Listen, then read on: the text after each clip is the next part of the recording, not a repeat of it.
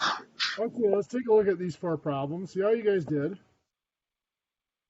Now again, I realize decimals are really easy to do on the calculator, so we won't dwell on them a lot here. So for the first one here, 2.876 plus Hey, Todd. 19.38. Yes, Todd, sir. is there something covering your mic? No, is it pretty quiet there?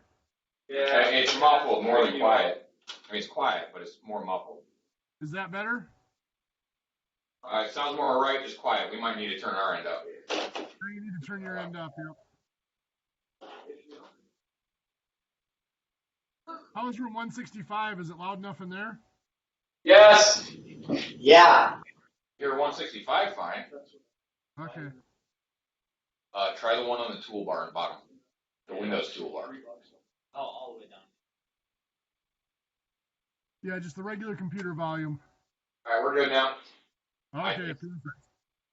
Okay, so for number one here, to add those, remember when we add or subtract, we need the same name. For decimals, that means lining up the decimal point. So 2.876. I put my decimal point in there first on the second number to make sure it stays lined up. There's the 19.38. Now I'll fill in a 0 here for that missing place value. And then we'll go ahead and add. 6 and 0 is 6. 7 and 8 is 15. So we'll keep the 5 and carry the 1. 1, 8 and 3 is 12. So 2 and carry the 1. Again, note the decimal point does not affect the carrying. But before we can do that next column, we bring the decimal point down. 1, 2, and 9 is 12 again, so we keep the 2 and carry the 1, and of course 1 and 1 is 2. Giving us 22.256. Number 2, 32.4 minus 9.672. Again, I fill in those missing zeros. And when I go to subtract here, we run into 0 minus 2, of course, cannot be done. So we are going to have to borrow. Nothing to borrow from here, so we go all the way down here. This becomes a 3. This will become a 10. Well, we got to get over to this last 0, so we got to borrow again. This is a 9. That's a 10. Now we subtract 10 minus 2 is 8. 9 minus 7 is 2. 3 minus 6 can't be done, so we borrow from the 2. That becomes a 1. This is a 13. 13 minus 6 is 7. We can bring the decimal point straight down. 1 minus 9 can't be done, so we'll borrow. This will be a 2, and this is an 11. 11 minus 9 is 2. And then we have the 2 with nothing to subtract, so 22.728. Any questions on those first two? No. Now, number 3 here, multiplication. When we multiply, we do not have to worry about lining up the decimal point. We'll start with this last digit of the bottom number. 6 times 3 here is 18. Carry the 1. 6 times 6 is 36, plus 1 is 37, so 7, carry the 3. 6 times 8 is 48, plus 3 is 51, so 1, carry the 5. And 6 times 5 is 30, plus 5 is 35, so 5. There's no place to carry the 3, so we move it over. Now we move over to the next place value. We're going to put in a 0, and we'll put a line over here. 4 times 3 is 12, so 2 carry the 1. 4 times 6 is 24, plus 1 is 25, so 5 carry the 2. 4 times 8 is 32, plus 2 is 34, so 4 carry the 3. 4 times 5 is 20, plus 3 is 23, so 3, and again, there's no place to carry the 2, so we move it over. So now we move over to the 2. There's 2 digits after it, so we have to put 2 zeros down here. 2 times 3 is 6. 2 times 6 is 12, so 2 carry the 1. 2 times 8 is 16, plus 1 is 17, so 7, carry the 1. 2 times 5 is 10, plus 1 is 11, so 1, and then again we just move the other one over. 8, 9, 12, carry the 1. 12, carry the 1. 14, carry the 1, 4, and 1. Now we have to figure out where to put the decimal point. Well, if we look at this, This is about 6 times 2. We're expecting an answer close to 12. So the only place it really makes sense is to put it right there. Let's see if that's where it works out. Well, we were taught to go 1, 2, 3 total decimal places in our or in the top number, 4, 5 total decimal places in the problem. We need 5 total decimal places in the answer. So we go 1, 2, 3, 4, 5, counting from the end, and that is where the decimal place goes. The decimal point goes. Again, 14.42298 was the only place that made sense for that decimal placement in that problem. 14, division. First of all, I'm not going to divide by 3.6. I'm going to divide by 36. I move that decimal point over there. I'm going to move the decimal point over here as well. So this, instead of being 19.584, will be 195.84. Whatever number I'm dividing by, I move the decimal point to the end, and then I move the decimal point the same number of positions in the other number. Now to divide, 36 does not go into 1. 36 does not go into 19. 36, however, does go into 195. Well, let's do that. Is it 5 times, I believe? Well, let's try it. 5 times. 5 times 6 is 30. 0 carry the 3.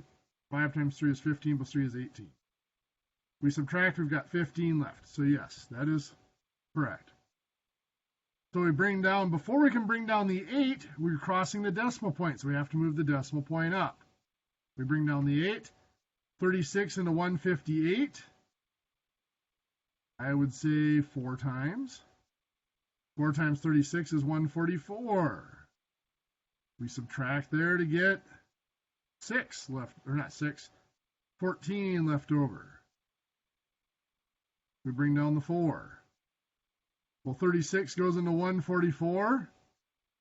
Exactly 4 times. We're done. Now, I said to the nearest thousandth, I suppose we could add a 0 to make that thousandths if we wanted to, but we don't have to because it does divide out evenly at the hundredths digit.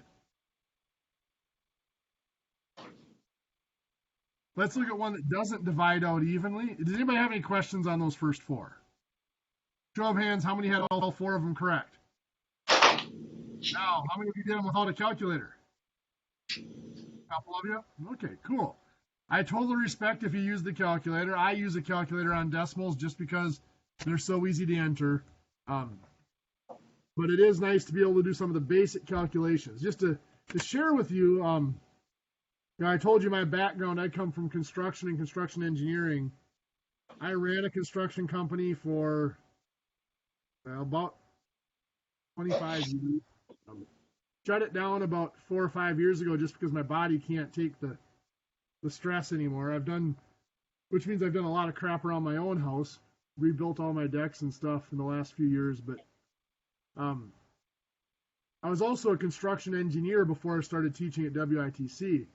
And there were a lot of times I'd end up on a job site and my calculator wouldn't work. Now, I realize cell phones are there now. At that time, cell phones were pretty primitive. It wasn't the smartphones we have like we have now. But I'd have a calculator, but I'd throw my notebook and my calculator in the dash of the truck, get to a job site and realize that either the heat had warped my calculator and it wasn't working anymore, or my calculator got dropped in the sand and some of the keys were sticking or whatever. It's nice to be able to do some of those basic calculations by hand. Okay, so let's do one that we have to, that's not going to come out so neatly. Let's make it more interesting. Let's do 89.376 divided by 0.41, and let's go to the nearest thousandth.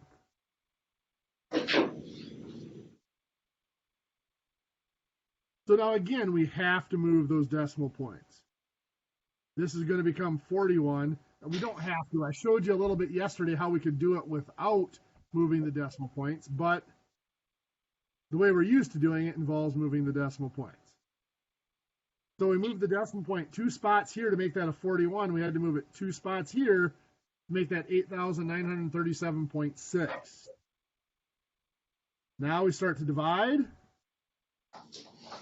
41 does not go to 8, so we'll leave it blank above the 8. It does go into 89. It goes in there twice. Is 82. We will subtract, get 7. Bring down the 3. 41 going into 73. Goes once. 1 times 41 is 41. And now we subtract again. We get 32. Bring down the 7. 41 into 327. Well, unfortunately, 41 times 8 would be 328, so we can only go 7 times here. So 7 times 1 is 7. 7 times 4 is 28. So we subtract here, we have a difference of 40. Now, what do we have to do before we can bring down the 6? Move the decimal point up. Very good. So move that decimal point up there into our answer. Now we bring down the 6. Well, 41 into 406, we're going to have to try 9 times. 9 times 1 is 9. 9 times 4 is 36. That's going to be 37 is our result there when we subtract. Now there's nothing left to bring down, so what do?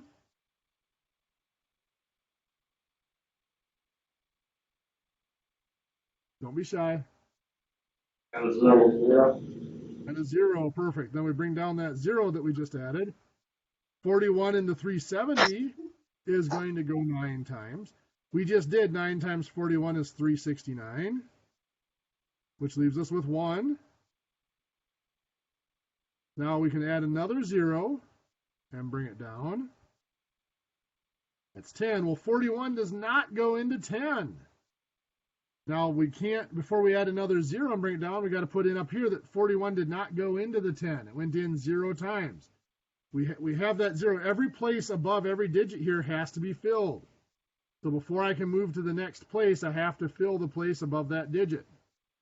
Now that is the thousands place, but remember we have to go one more digit just in case we have to round it up.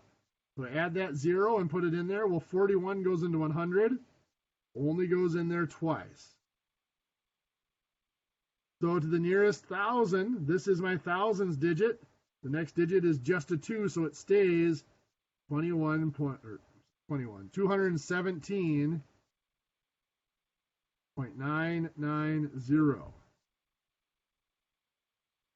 Now you might say, if I take off that 0, does it change the answer? Right now for us it does not, but when we get into measurement, that 0 actually is an important part of the measurement, which we'll discuss here in a few weeks.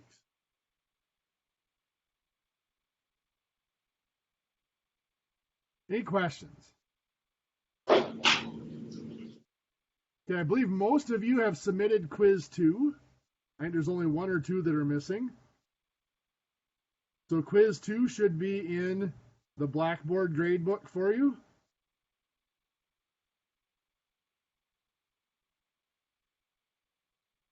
On your submission, I either put it in the comments with telling you which problems you got wrong, or I put comments right on your paper. If you submitted a Word document, I can do that, or a PDF scan document.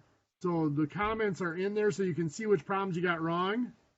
If the problem is, whatever, and there's a bit, you see an X in front of it, that means that's the problem you got wrong. Some of them might be a -1/2, which means you did something that is a common mistake. You did all the calculations right, but you did something that's a common mistake. One of those that's a half pointer would be like this: studs in a wall. If I am placing studs at every 2 feet on an 8-foot wall,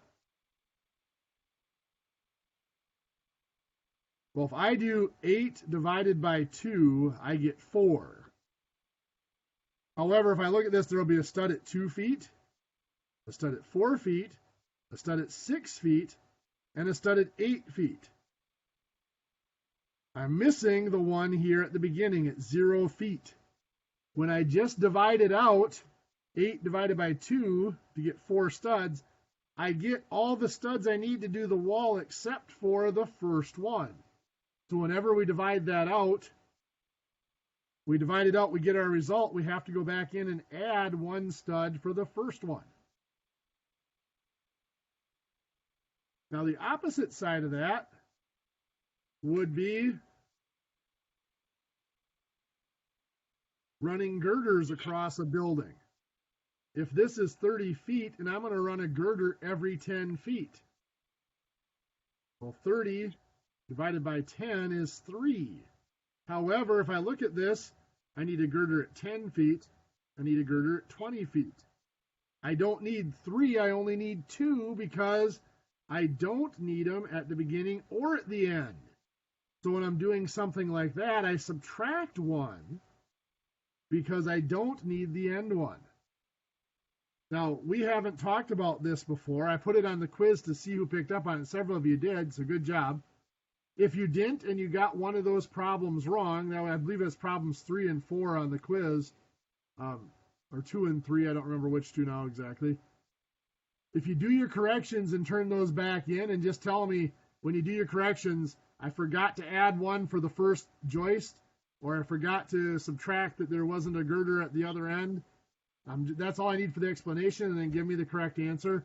I will give you back full points for those two problems because that's not something we discussed. Anybody have questions off of quiz 2? Have they taken a look at it yet and can't figure out what they did? Okay, good. Now, I apologize for stacking the quizzes, but quiz 3 is out there then too on the remainder of the fractions. Quiz 3 is on Blackboard due by noon on September 2nd. That's due by noon tomorrow. If you would complete that and submit it as well. The quizzes do slow down here now, I promise. There will be a decimal quiz coming up in the next couple of hours of class. But then it does slow down. Unit 1, we go pretty fast because we're reviewing arithmetic. If there's anything you need me to slow down on and spend more time on, please let me know. I have no problem doing that. But I try to push through this first unit pretty quickly just to avoid totally boring you guys, getting onto the stuff that's a little more interesting, a little more useful. Now, because we get through Unit 1 pretty fast, Test 1 is actually coming up really soon. It's going to be next week, probably either Wednesday or Thursday. But it'll be next week. I'm going to try to get it put to Thursday. I got to see how the material goes. I'm going to try to get it pushed to Thursday because Thursday would match up perfect. You guys are working from home on Thursdays. You're logging in from home on Thursdays for this class, I should say.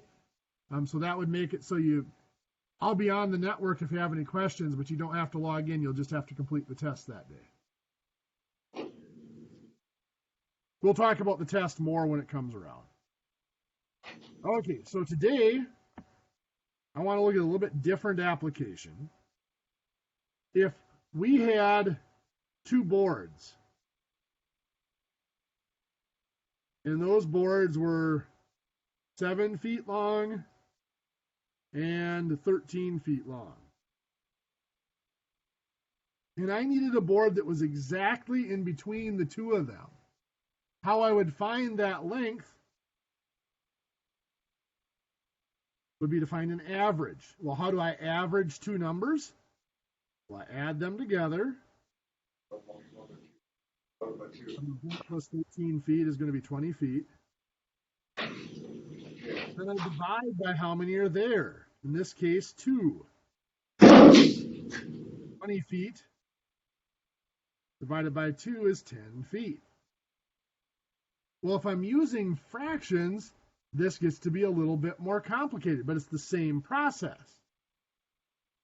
If I want to know what number is exactly between 3/4 and 3/5, first thing I'm going to do is add them together.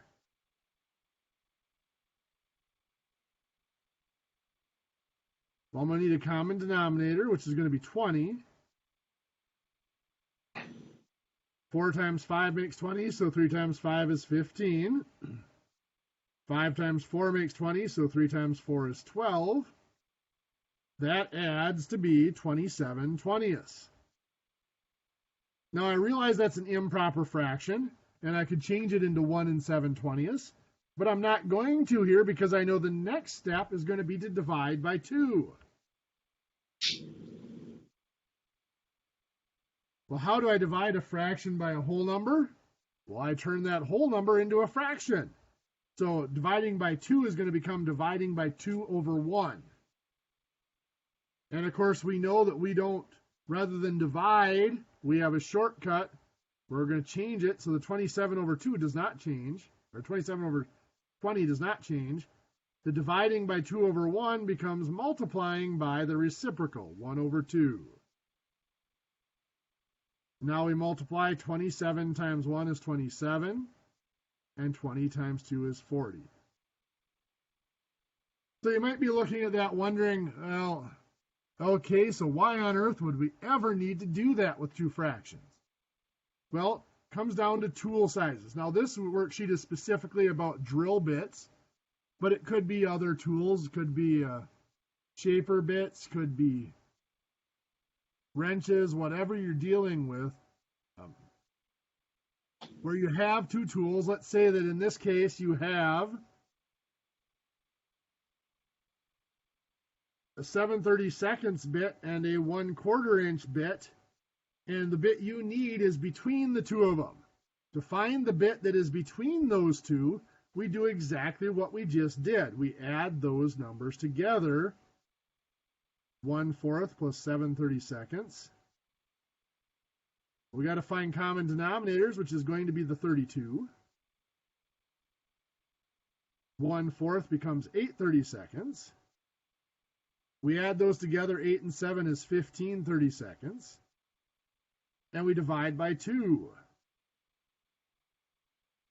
So we divide by 2 there, becomes multiplying by 1/2, giving us 15 sixteenths, or not 15 sixteenths, 15 64ths is the bit that was exactly between the 7/32 and the 1/4 inch. Does that make sense? No, it don't, because, okay, forget it. Yeah, because if you think about it, 7/32 is 14 64ths. And 1/4 would be 16 64ths. So right between them would be 15 64ths. Now, there is another way you could go about this, depending on which way your brain thinks. I'm going to just do it right over here. It's going to be the same problem. It could be exactly what I just did. I know my tool sizes go down to the 64th of an inch. So I could convert both of them to 64ths and go from there. So I'm going to do that with the second one here, number 2 here. 9/32 and 5/16. Well, 9/32 as 64ths, 32 times 2, so 9 times 2 is 18. 5/16 is 64ths. Well, 6 times 4 would be 64, so 5 times 4 is 20. Once I've converted them to 64ths, what's between 18 and 19, or 18 and 20 is 19 64ths. Now, the only difference in this is I might have to reduce that, but many of you might find that simpler to just convert to the largest tool size. Now, this is, or the largest denominator of the tool sizes, I should say. This is a shortcut that only applies in these special circumstances where we have those standardized denominators. In construction, we tend to work with powers of 2, halves, fourths, eighths, 16ths, 32nds, 64ths. But it works. Has Chris Harder talked to you guys yet about the tape measure? If he still makes you guys memorize the tape measure from 1 to an inch? Working on it. Working on it? Is it down to the 32nd or the 64th? 16th. 16th? Oh, he's softened up on you guys in recent years. No, we're on 32nd. 32nd? Yeah, we're on. After the 1/32, 1/16, 3/32. That's all tape measure. The first foot is 32. Okay. Yeah, he used to make you guys memorize and be able to name them off. You know, that's 1/32, 1/16, 3/32, 1/8, 5/32, 1/4, all those fun things. He's working on it. Ah, cool. You got like 45 seconds to answer 8 different measurements, so. Yep. Cool. Okay, so I'm going to scroll. Can you guys see that worksheet okay there? Sort of. I'm going to get rid of my chicken scratchings here. Oh, maybe not. Okay, so I'll scroll that up. I'm going to give you guys a couple of minutes to do those other few problems here. 3 through 10. Find the tool size that is exactly between those, and we'll go from there. There we go. Now it'll erase. We'll come back in a few minutes and we'll go through them with you. Those like part of the test or the quiz? What's that? Isn't that part of the quiz? Is this? Yeah. No, not really. I got that yesterday in an email. Oh, this? Yeah, I put it out on Blackboard so you can have a copy of it yourself if you want it.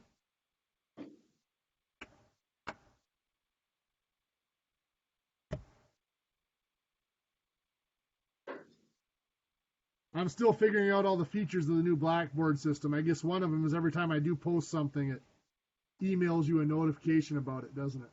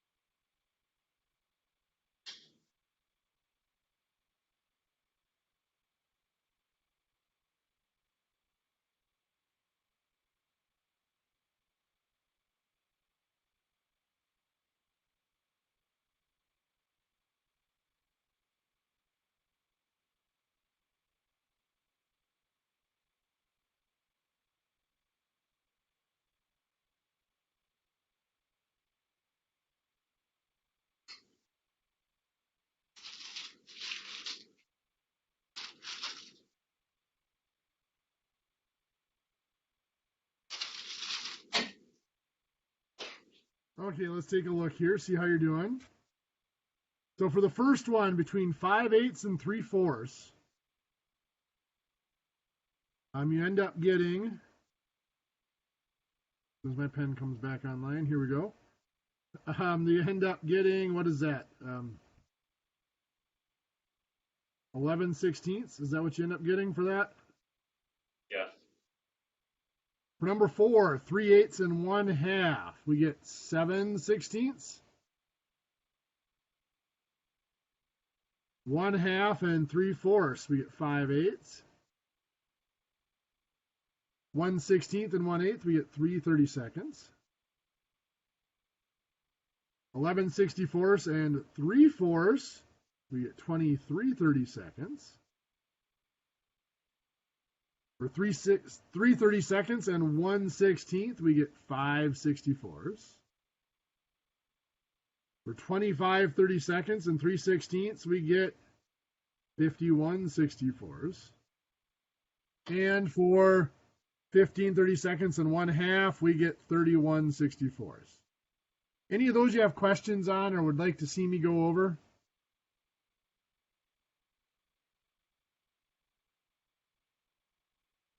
Okay, so our next step is the rest of the worksheet. Got kind of messed up over there, but that's okay. We'll work with it. We're assuming again that our tool size goes to a 1/64 of an inch, from 1/64 to 64/64. If I have a tool that's slightly too small and I need the next size larger, I would find that next size larger by converting this size to 64ths. 5/64 would be 30, or 5/32 would be 32 times 2 to make 64, so 5 times 2 is 10/64. So the next size larger would be found by adding 1/64. You get 11/64 would be the next size larger. To get the next size smaller, well, I still have that equivalent of 10/64, but I would subtract a 64. You get to 9/64. Let's do number 12 here, do one more example.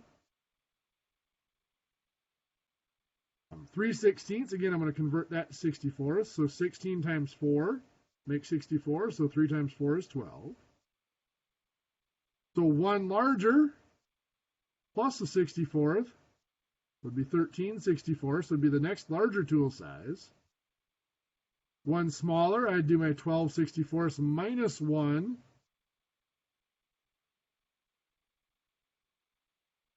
Sixty-fourth gives me 11/64 for the next one smaller. Any questions on that?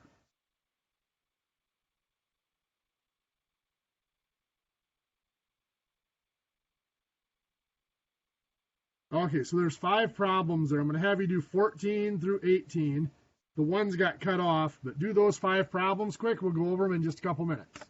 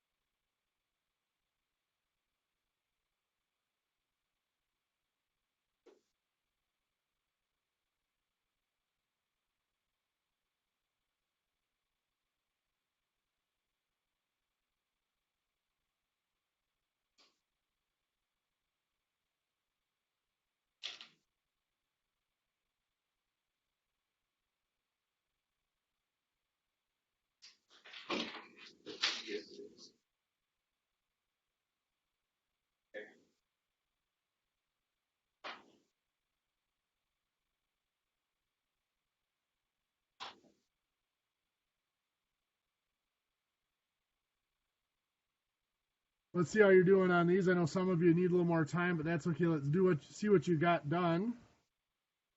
So 9/32 becomes 18/64. So the next one larger would be 19/64. Smaller would be 17/64. 5/8 becomes 40/64. So the next one larger would be 41/64. Smaller would be 39/64. 1/8 is 8/64. So the next larger would be 9/64, and the next smaller would be 7/64. 3/4 becomes 48/64. Next one larger would be 49/64. Smaller would be 47/64. And then, of course, finally, 1/16 is 4/64. Next one larger is 5/64. Smaller would be 3/64. Any questions?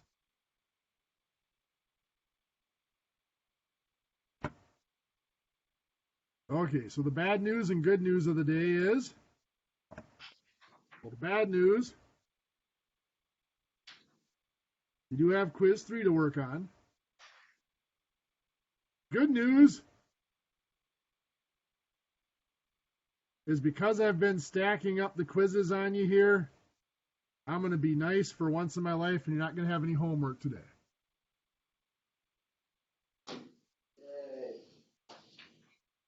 Don't get used to it. I'm not nice very often.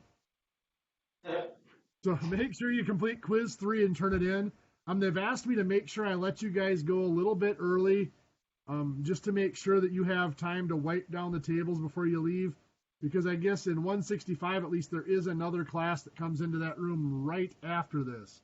Actually, it's another one of my classes. So they want to make sure they get wiped down and that you guys are out of the room. So there's minimizing the contact between programs. I'm going to shut off the recorder here and let you guys go to it.